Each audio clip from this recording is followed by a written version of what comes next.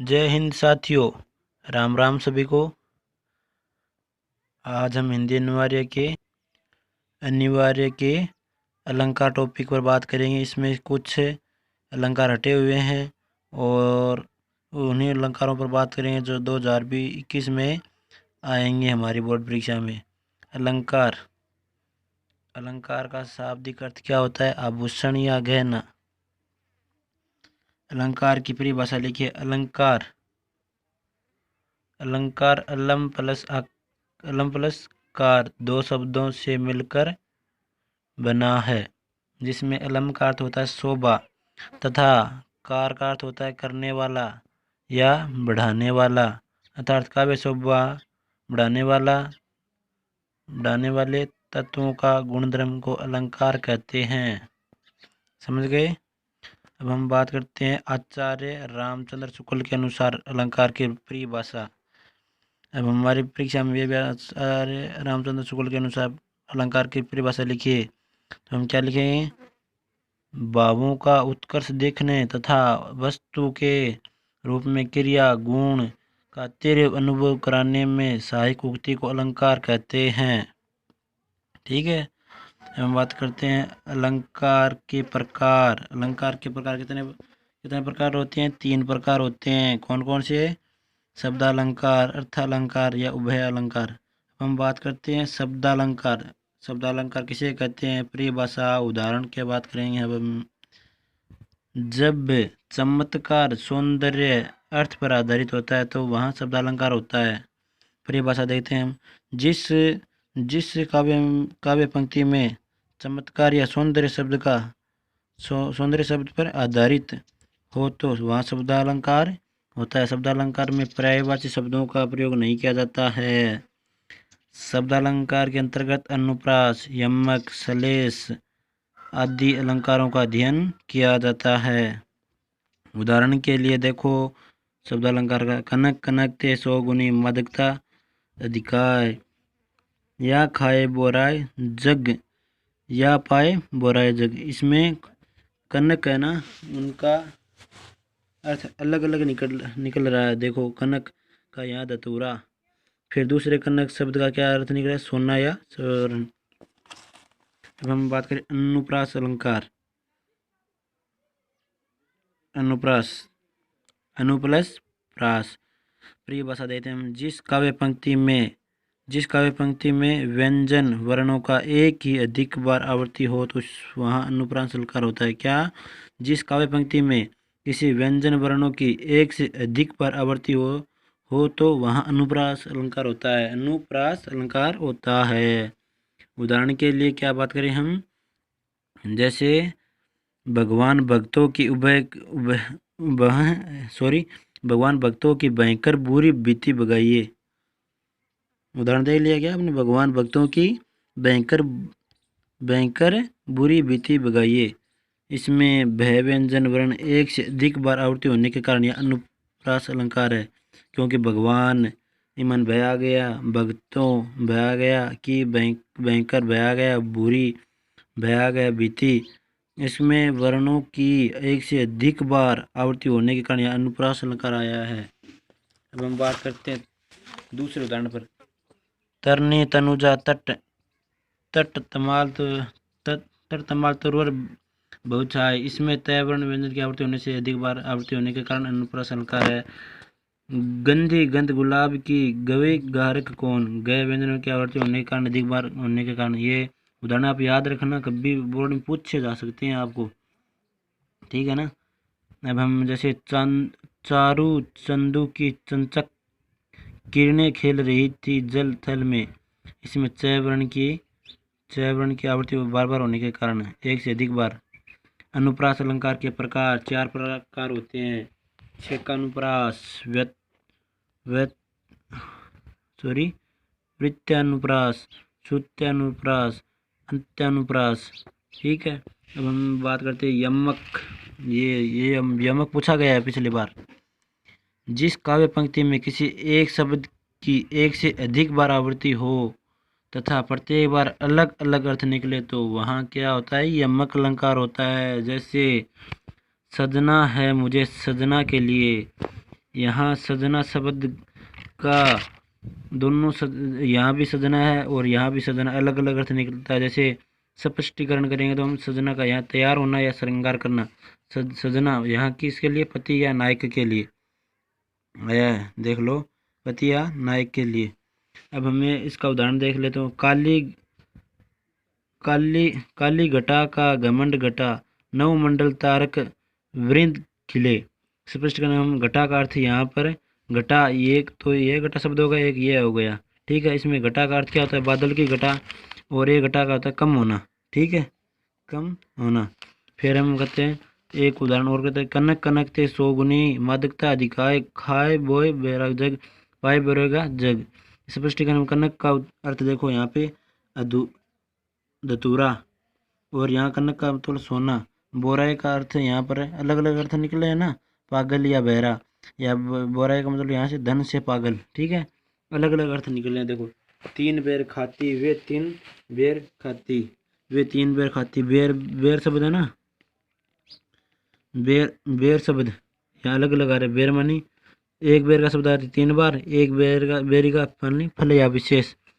हम बात करते हैं पांचवें, देखो, पद से चलकर ऊंचा पद पाओ, पद से चलकर ऊंचा पद पाओ। पद का मतलब एक तो पैर होता है, एक पद का स्थान। स्पष्टीकरण करते हैं हम।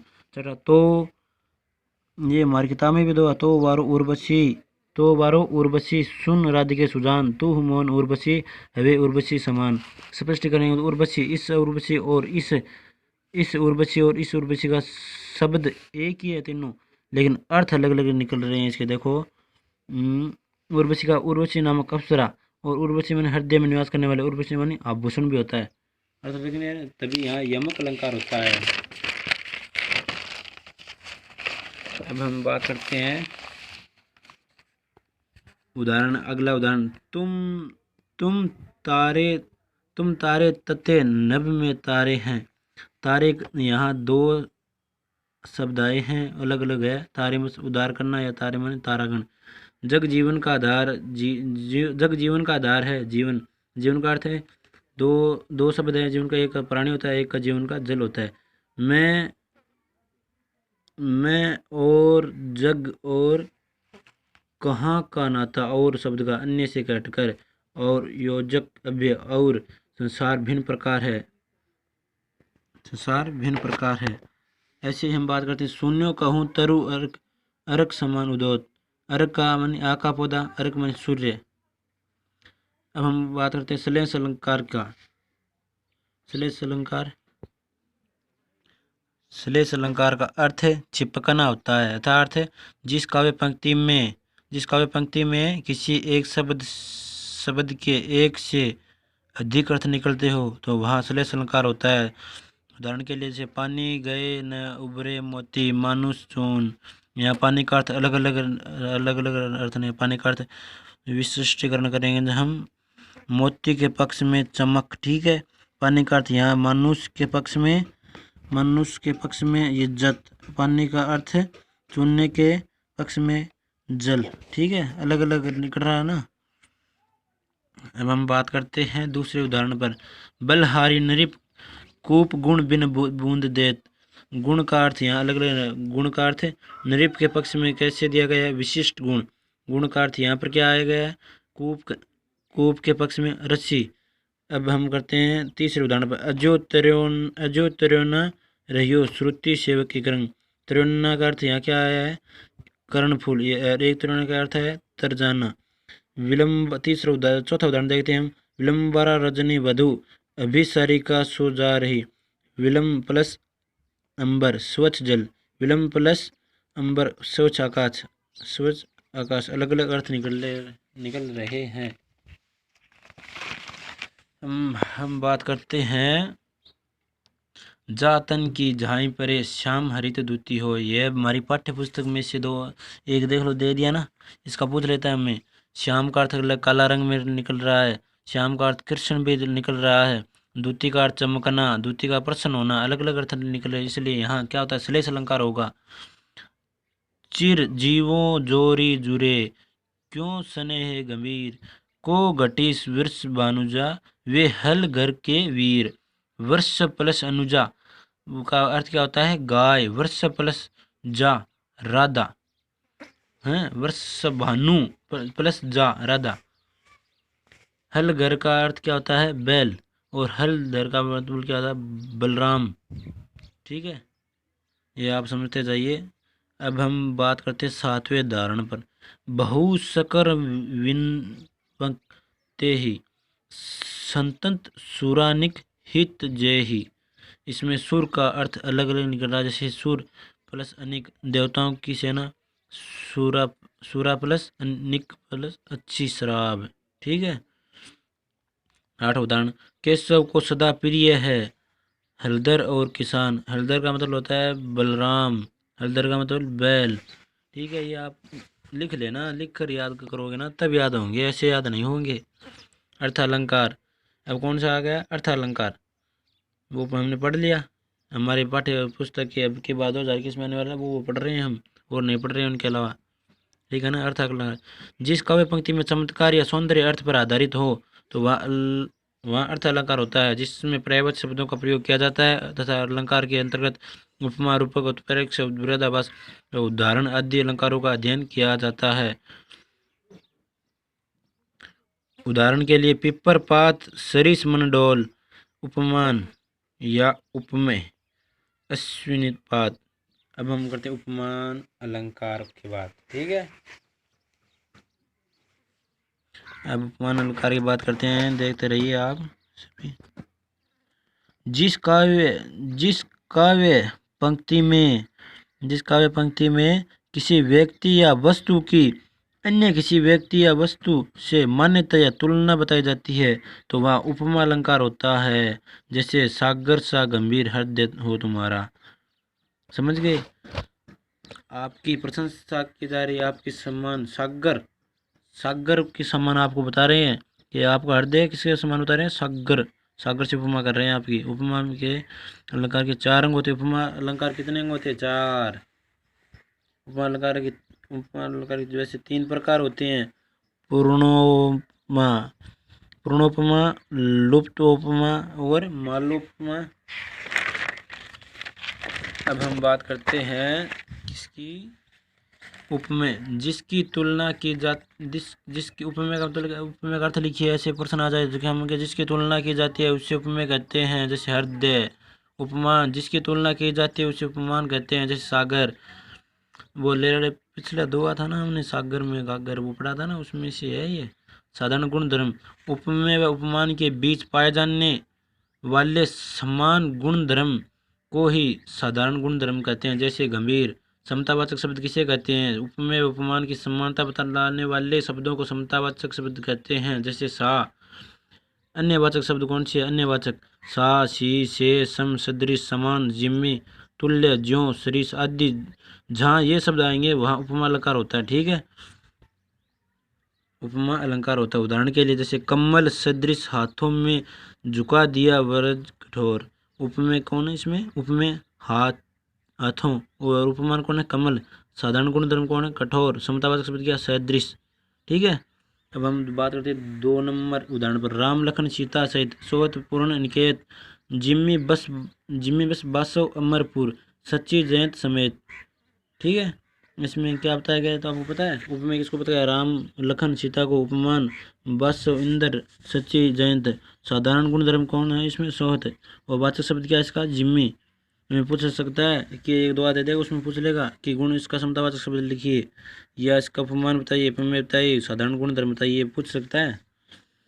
उससे प्रातः नभ या बहुत नीला शंख जैसा, ये हमारे पाठ्य पुस्तक से लिया गया। मुख चंद्रमा व कमल के समान सुंदर है। उपमेय मुख, उपमान चंद्रमा, साधारण गुण धर्म सुंदर, समतावाचक शब्द के समान। ऐसे 6ठा देख लेते हैं हम। मुख में एक सम मंजू मनोहर, तारा सो तरने धुरी धारा में लगत जिम्मी, तेज तम अंश पर काना जिम्मी, कस तो मलेच्छ वंश पर शेर शिवराज। इनके मैं उत्तर क्यों नहीं बता रहा हूँ, ये आप मुझे कमेंट में बताओगे कि इनका उत्तर क्या होता है। मैंने आपको 4 उदाहरण समझा दिए, इसमें कौन सा उपमेय होता है, कौन से उपमान होते हैं, साधारण गुण धर्म, समतावाचक शब्द, चारों बताएंगे आप मुझे। कौन हो तुम दमयंती सी तरु के नीचे सोई, मुख चंद्रमा के समान सुंदर है। सुन सुन तही जोग लागत ऐसो अली ज्यों करो ककरी। हंसने लगे तब हरी हरी हरी आहा पुरंदर सा मुख खिल गया, कोटि खुली सम वचन तुम्हारा। अब देख लो, ये आपको बताने पड़ेंगे मुझको, मैंने आपको इसलिए नहीं बताया। आपको कमेंट कर देना, जिसको ना आता है नहीं आता ना वो मुझे कमेंट कर देना, मैं उसको बता दूँगा, ठीक है। कल हम बात करेंगे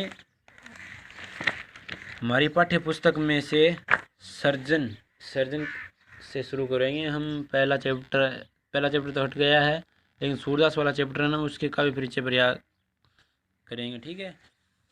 और आपको कोई भी समस्या हो तो मुझे ज़रूर संपर्क करें, मेरे व्हाट्सएप नंबर दिए गए हैं आपको मेरे वीडियो के नीचे, ठीक है। आप वहाँ मुझे संपर्क कर लेना। आप कोई भी पढ़ाई संबंधित कोई भी समस्या हो तो आप मुझे ज़रूर पूछना। इसी के साथ जय हिंद जय भारत।